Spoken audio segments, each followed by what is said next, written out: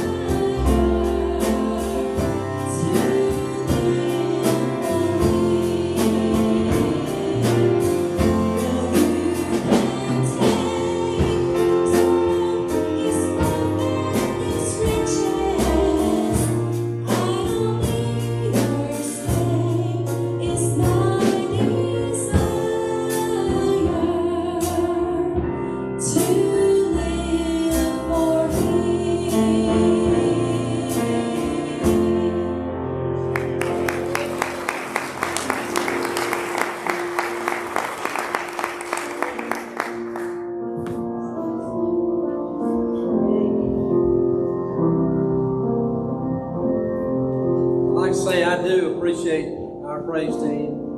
They lead us in worship every Sunday. They do a great job. And also, I appreciate, thank Karen for singing special this morning. We appreciate them. Got a few comments, and then we'll go into our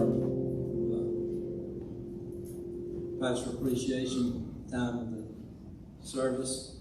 Sometimes you hear a message or thoughts that stick with you, and you don't forget them. You remember the words, they stick with you, and you want to share them. And I want to share with you this morning a message that's had that effect on me.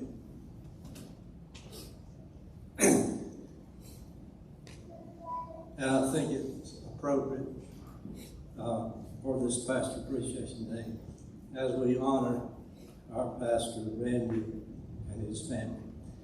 And the thought that was stuck with me is this. That is that ministry is a 4-letter word. L-O-V-E.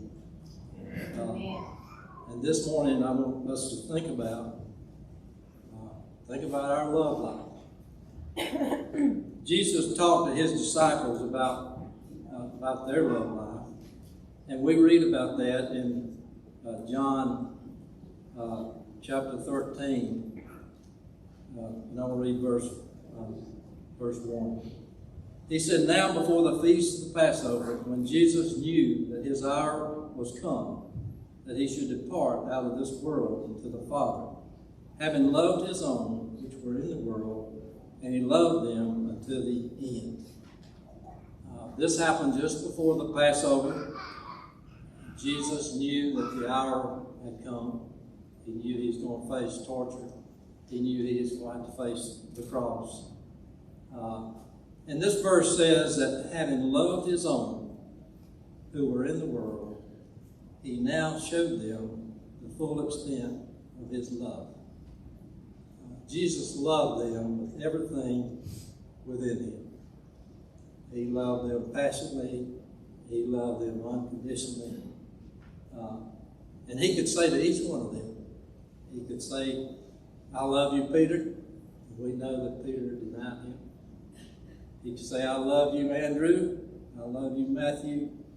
I love you, Judas," who we know betrayed him. And he could say, "I love you, Thomas." He could say, "I love you" to every one of them. They never knew when they were not loved by Jesus, because he loved them unconditionally. During the evening meal, as we read on the scripture, supper was being served. I want you to notice what Jesus did in verses 4 and 5. He raises from supper, laid aside his garments, and took a towel and girded himself. After that, he poured water into a basin and began to wash the disciples' feet and to wipe them with the towel wherewith he was girded.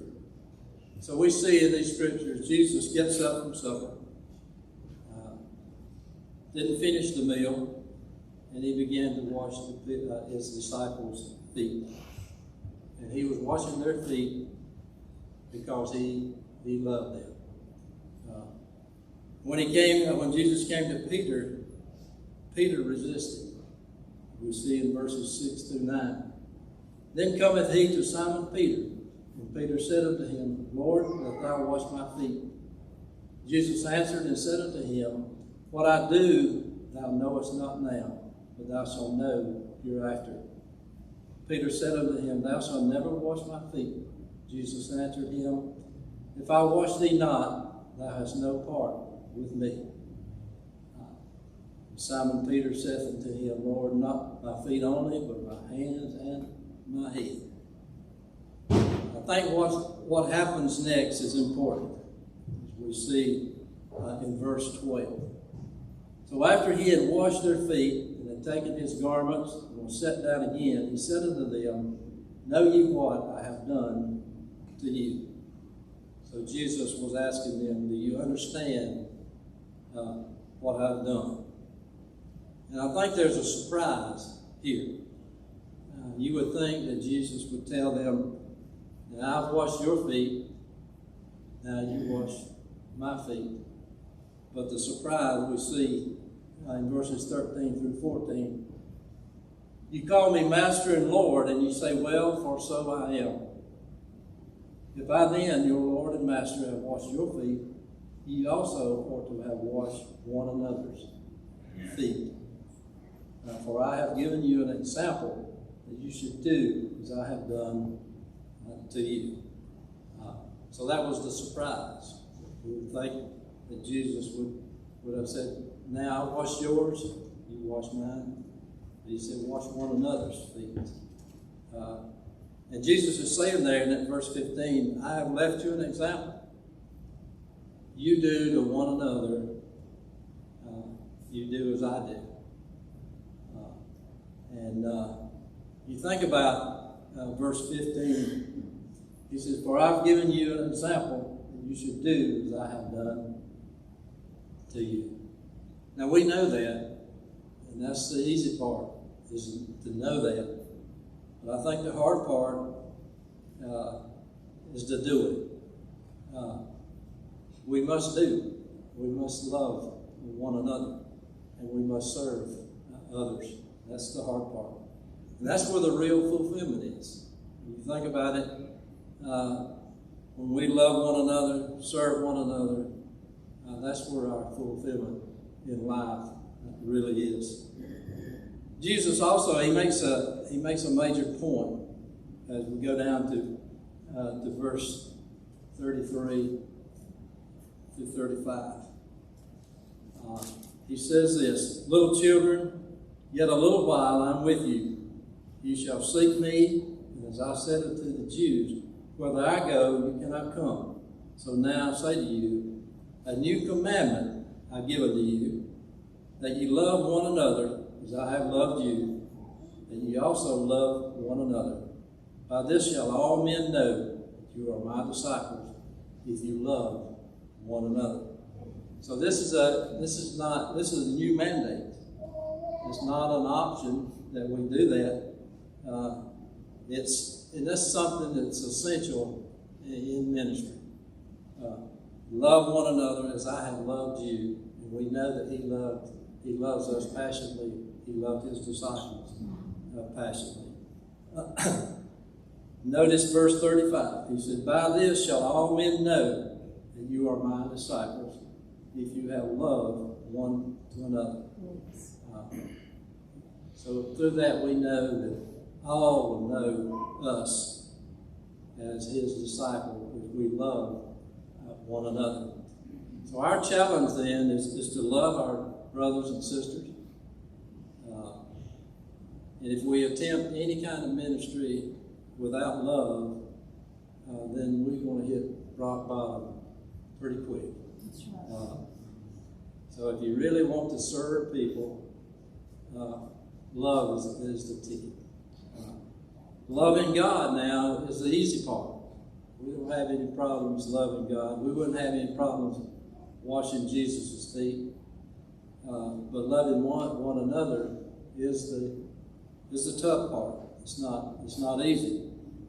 You think about it, how great it is to be among people that love you, how you in turn can love them. It's great to be loved by our pastor and the congregation loving our pastor. It's just a great feeling that you have. It's great to be around people that love each other and serve each other. And it's a privilege. It's a privilege to be with those kind of people. So Jesus, He gave us a new commandment. What was it? To love one another. And in John 13, verses I read 33 through 35, Jesus gave the mark that will distinguish us as Christians. And that mark is love. And we've got to show this love. We must have love for one another. So our challenge then is to love one another. When you think about the word love, the L, you can think about listening. People that we love, we're going to listen to what they have to say. We want to hear what they have to say. O, I think it could stand for overlook. A lot of times people irritate us. A lot of times they can be offensive. But we got to overlook that and look past all that. And then the V, I think it stands for value. When we love people, we we value their opinion. Amen. We value their presence. We respect them and value their friendship. And then the important part, I think, is the express. E. I think that could be for express. We need to let people know that we love them. We need to say, I love you. And as you see here through all this scripture, that love is invaluable. And we need to give it away. Sometimes, I know in my life, it's not hard for me to say, love you. But when I get personal with it, and say, I love you. It makes a difference. I want to close these comments by reading 1 Corinthians chapter 13, verses 1 through 3. And this was Paul's writing. He said, though I speak with the tongues of men and of angels and have not love, I am become as a sounding brass or a tinkling cymbal. And though I have the gift of prophecy and understand all mystery and all knowledge, and though I have all faith so that I could remove mountains, and have not love, I am nothing. And though I bestow all my goods to feed the poor, and though I give my body to be burned, and have not love, it profiteth me nothing. So no matter what we say, what we believe, or what we do, without love, you have nothing. That's right. So we need to model that kind of love. You model that kind of love, people want to talk to you before they go to anybody else. They want to share their secrets with you, and you'll have a bond with them that is unbroken. And I think when I say it's appropriate for our pastor, I feel like that our pastor has this kind of love for us, for this church, and for this congregation. And I want to be able to say, Randy, Allison, I love you. Not love you, but I love you. So that's my comments, and I think they are important. The older I get, the more important they are to me. So now we want to recognize our pastor and his wife. Pastoring is not an easy job. And you throw in a pandemic, and it makes it even worse than you can imagine. But pastors carry a burden that few people ever understand. They have answered a call that's very difficult to live out. They've sacrificed a lot to make the gospel known to not only us, but many, many others. And I want to thank God for calling pastors to lead his church. This morning, I want to start out by recognizing our pastor's children, G, Jackson, and Abigail.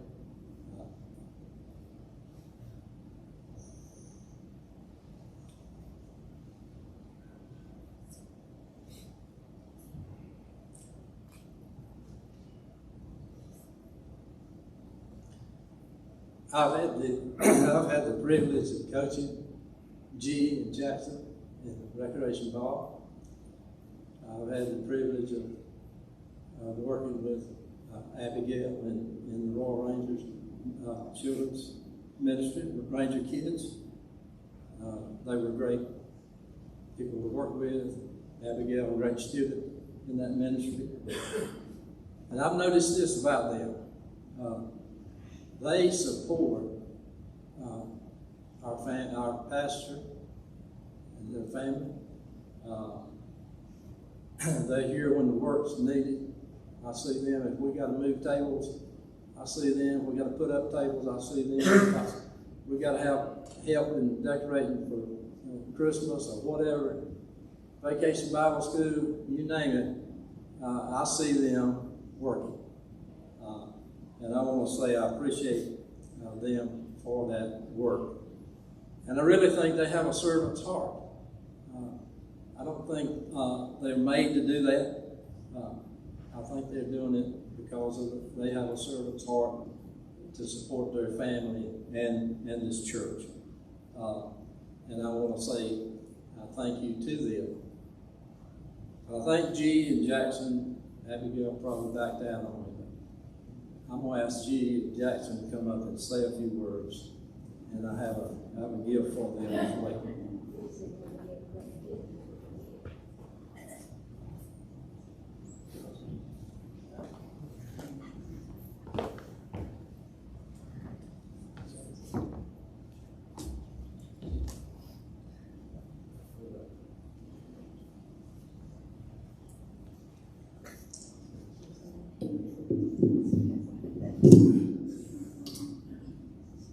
I don't know if you remember, but last time I was asked to say something about that, I had a sheet of paper of premeditated thoughts. This time, that's not doing that. I'm just going to wing it, if that's all right with you. I'm supposed to brag on Dad, and I think it's only fitting if he joined me on stage. So, Reverend Randy, Pastor Dad, please come. Please come over.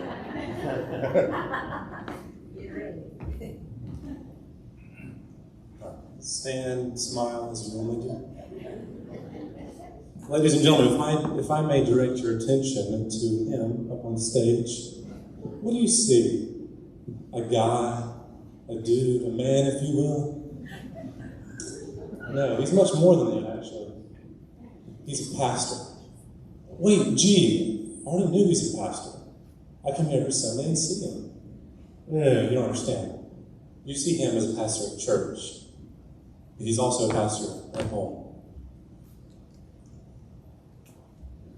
I don't know if you noticed, but I just went back there and did my tithes. Wouldn't be able to do that without a godly man as my father figure.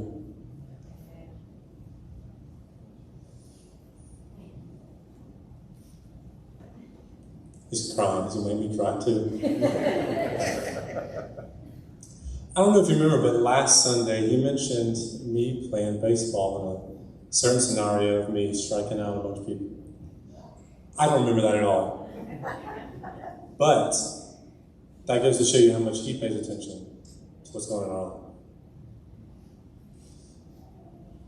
When he was marrying Mom, Dad, he didn't go, oh, I'm going to dip my pinky in this pool and raise these kids. Just a little bit. Forgive me for saying this, but he was all in.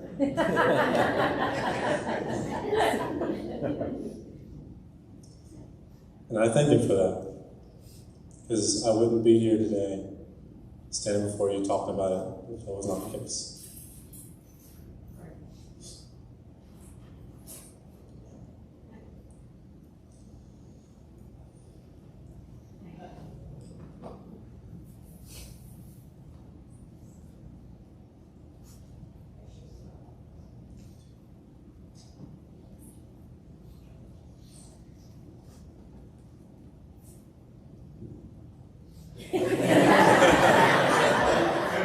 Can't top that. Oh, yes. Well, I just say thank you. And I appreciate all you do, Mom. And I bet they do too.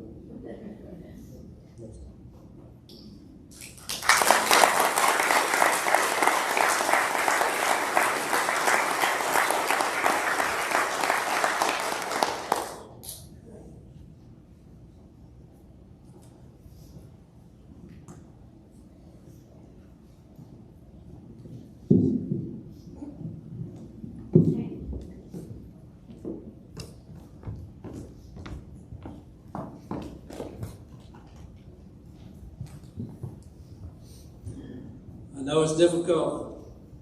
They have to live up to being a pastor's child of a different standard, and I know that. Next, I want to recognize Pastor's wife, Allison. Pastors' wives are in a unique position. I can see it as being both a challenge and a privilege. And I want to say to Allison this morning, we thank you for embracing that privilege and that high calling of being a pastor's wife. Thank you for sharing your husband Randy with us. I know it's not always easy, but you handle it with grace and also understanding. I want to say thank you for leading through a servant's heart. And I thank you for serving with confidence, with joy, and inspiring others to serve the Lord. Thank you for supporting Randy. Thank you, his biggest cheerleader for your husband and also for our church. We probably don't see all you do. We know that you're our director of our Kids Club ministry. We know, we see these things. We see you as our music director. Some things that we may not see, and the fact that you're secretary of our church. Probably most of you don't see all the painting and work that's done. You look at some of the kids' church painting, all that Allison had a hand in as well. And we want to say we thank you and love you for that. The women's ministry, I think, has a presentation for you. I'll ask Karen to come around.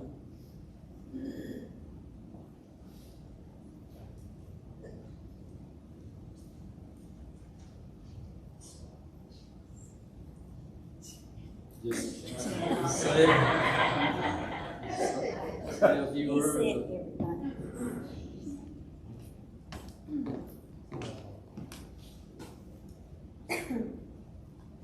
Allison, I love you and I appreciate you.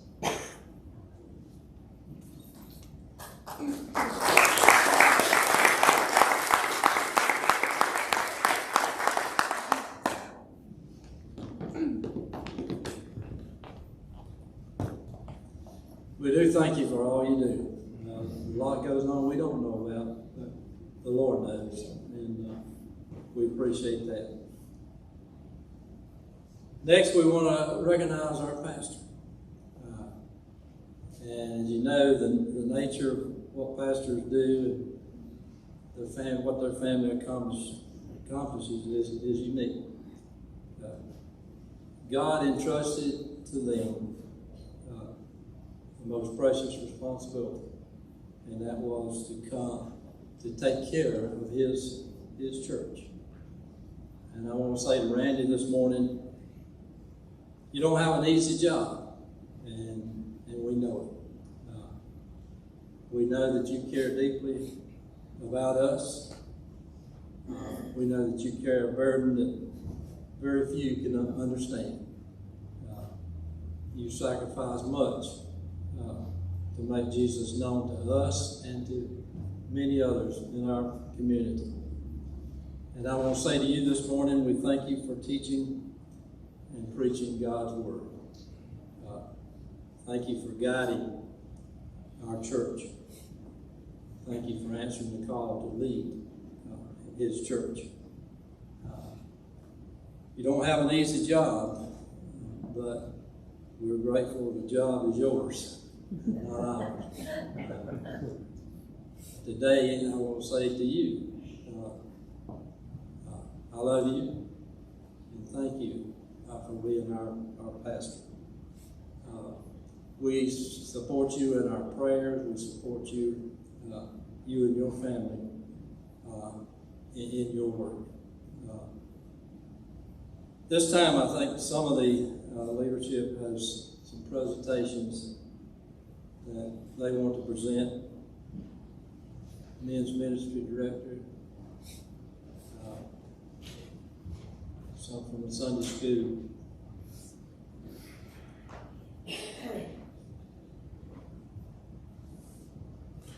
I'm gonna make both of them do that.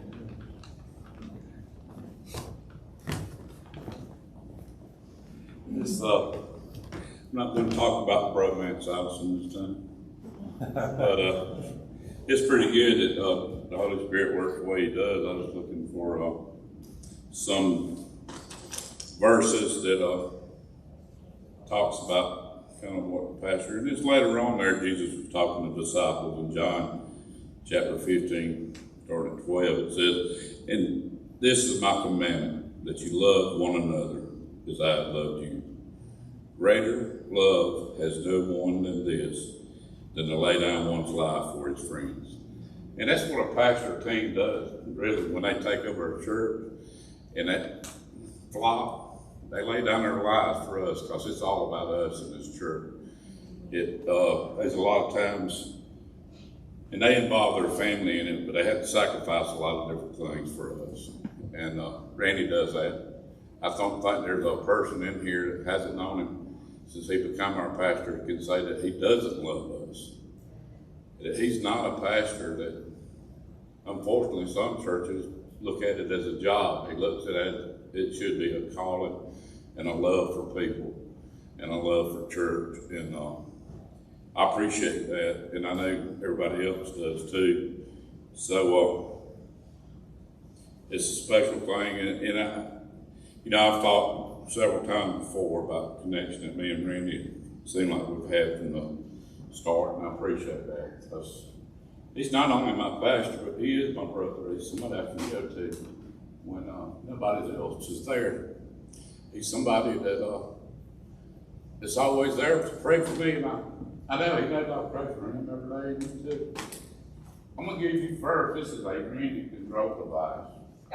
Anytime you need to get him to do anything, you can have that. And I know you love these clip pens, so I gave you one of them.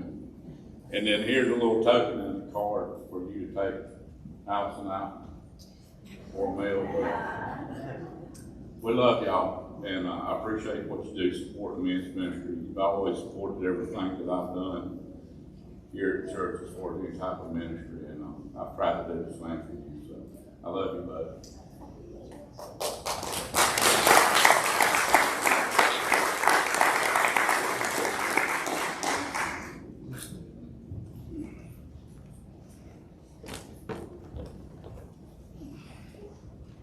Is anybody I missed? I'll give you a chance. But on behalf of the church, we want to present Allison and Randy a gift for all they do. We appreciate all they do. Allison and Randy, there's a card in there. Take your name out.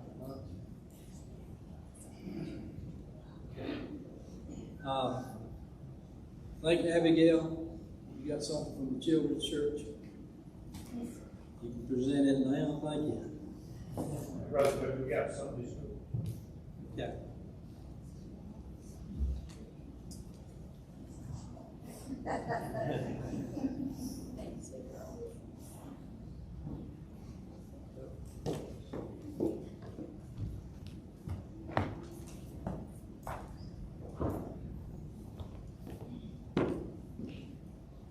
This is on behalf of David Samuel Sunday School class, and I speak for every one of us, for you and your family.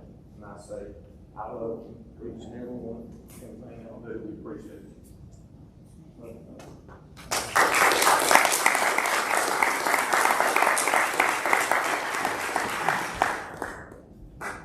Have I missed anybody else? Okay.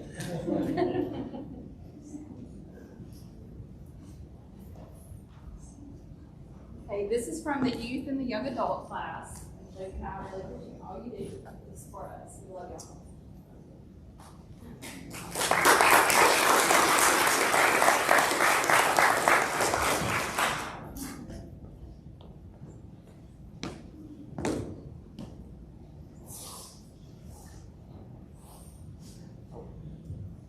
We were strangers, and they took us in. About 3 years ago, we came here. We were hurting, and we found comfort and acceptance.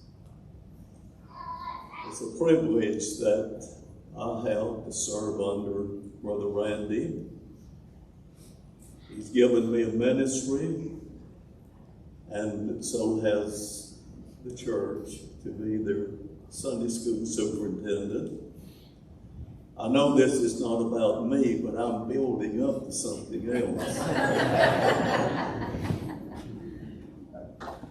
But it's a privilege to work under him and to know him and to learn more about him. But we mentioned, Brother Jody talked about the word love this morning. We need to put that love, it's more than words, we need to put it into action. And as Sunday school superintendent, let me suggest 2 ways that you can do it.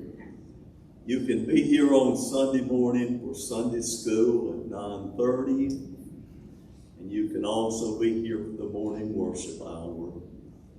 So that's another way. He spends the week ministering to others. He spends time in studying, and all these things they take time. And I know being a minister sometimes, Monday morning is the hardest part of the week, because everything goes over. It rolls over in your mind, and he feels like, well, have I accomplished anything? I've worked hard all the week. I've preached my heart out. Has anything been accomplished? He's not said this to me, but I feel like maybe there are times when he might feel that way. And I think you can lift his spirits by being here on Sunday morning for Sunday school. We have a goal of 100. We've not met it yet. We're still struggling. But one day we're going to. If you'll give us your assistance, and you'll be here, and I think you'll show your love for him, and you'll honor him by coming here and attending Sunday school and the morning service, and other times in the week. You'll support the ministry of the church. So thank all of you for what you're doing. It's deeply appreciated. Thank you, Pastor. Thank you, Allison, for what you're doing. God bless you. We love you. His heart failed this morning. We just appreciate the 2 of you so much.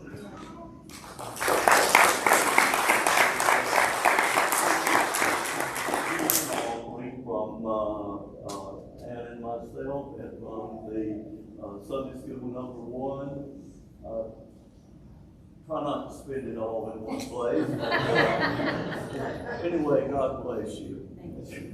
We hold you up in our prayers, and that the people of this church would do that. And we're looking for some great things. Yes. We're looking for some great things from this church.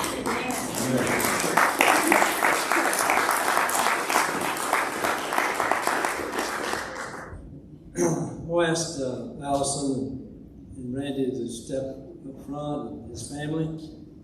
Give you time to say a few words to them as we are dismissed. I have offering plates up here if you want to contribute to this pastor appreciation and you hadn't had the opportunity, just drop your offering there in those plates.